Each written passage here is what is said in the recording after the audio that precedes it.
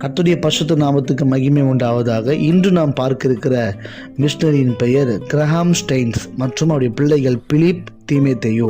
Australia நாட்டில் 1941 பிறந்து இந்திய தேசத்துக்கு வந்து இவர்கள் ஊழியம் செய்திருக்கிறார்கள். கிரஹாம் ஸ்டெயின்ஸ் ஒரு ஆஸ்திரேலிய கிறிஸ்தவ மிஷனரி.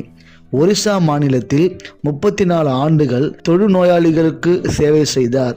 1999 ஆண்டு ஜனவரி மாதம் 23 அன்று இந்து தேசியவாத குழுவான பஜ்ரங் தள் உறுப்பினர்களால் தனது 2 மகன்களுடன் எரித்து கொல்லப்பட்டார்.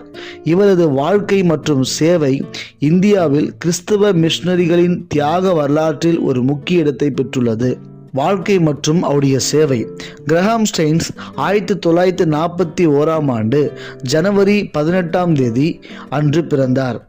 அவர் தனது வாழ்க்கையின் பெரும்பகுதியை இந்தியாவில் குறிப்பாக அவர்களுக்கு சேவை செய்வதில் மயூர்பஞ்ச் தனது வாழ்க்கையை தொழுநோயாளிகளுடன் அவருடைய மறைவு மிகப்பெரிய கொடூரமானது. இந்தியாவில் நடந்த அகோலமான காரியத்தில் இதுவும் ஒன்றாகும்.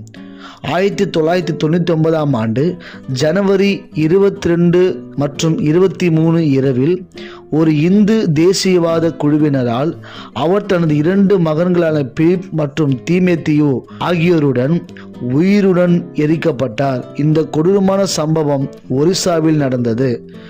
இதில் வருத்தமான காரியம், அதில் ஒரு மகனுக்கு 6 வயதும் இன்னொரு மகனுக்கு 10 வயதுமே ஆகும்.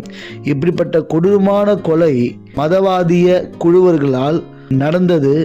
இது முற்றிலுமாக மறைக்கப்பட்ட சில சதிகளும் இதில் நடந்துள்ளது.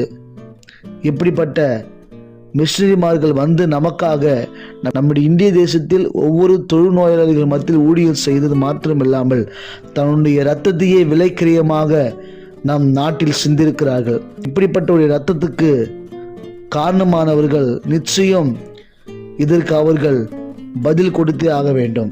கர்த்தர் நம்மை ஆசீர்வதிப்பாராக. கொஞ்ச காலம்